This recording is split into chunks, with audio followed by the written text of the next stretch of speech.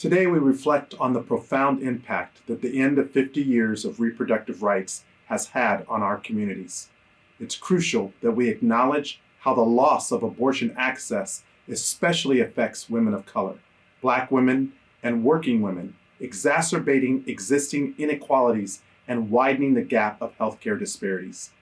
And we cannot overlook its impact on Black maternal mortality and the consequences of systemic racism that endangers the lives of Black mothers.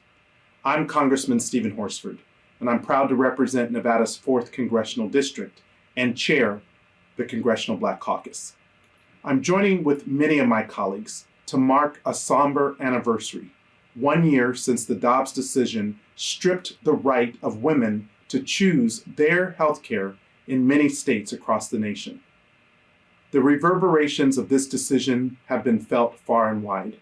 It overturned 5 decades of legal precedent, allowing state and local governments to enact restrictive abortion laws. We can't underestimate the magnitude of this setback, particularly for marginalized communities who now face even greater structural barriers and diminished bodily autonomy. Women of color are disproportionately impacted by these restrictions, as they already often encounter systemic bias and obstacles when seeking health care. The erosion of reproductive rights in many states exacerbates that disparity and perpetuates a cycle of inequality. Here in Nevada, we've been fortunate that voters overwhelmingly chose to protect abortion access in 1990. However, we cannot be complacent. The efforts to restrict abortion in other states serve as a reminder that we must remain vigilant in defending and advocating for this fundamental right.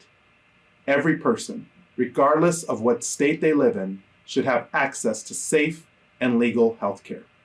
Sadly, the many stories of individuals losing access to abortion care or medication are all too real.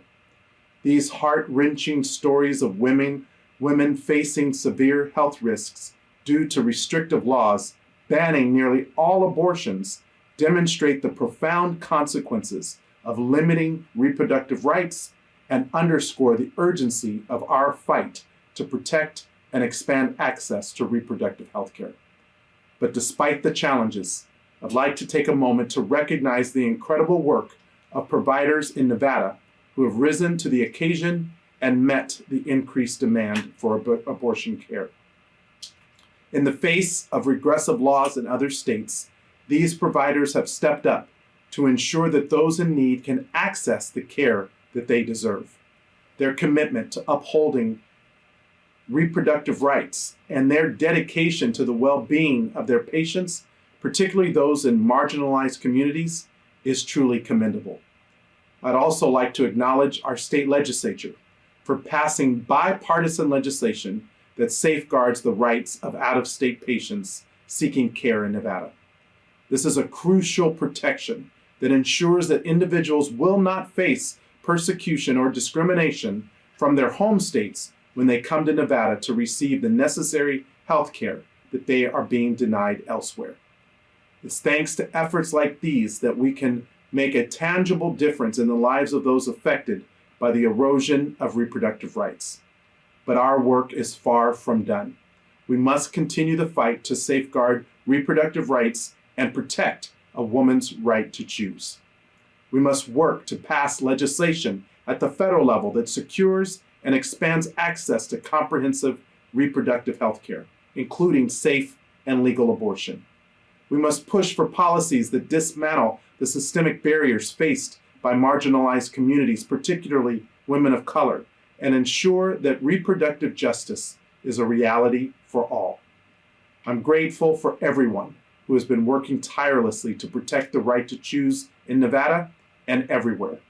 Together, we can make a difference, not only in our state, but also in the lives of women across the country. Let's stand united in our commitment to push back against the regression of reproductive rights and continue the work of ensuring that everyone has the freedom to make their own healthcare decisions. Thank you.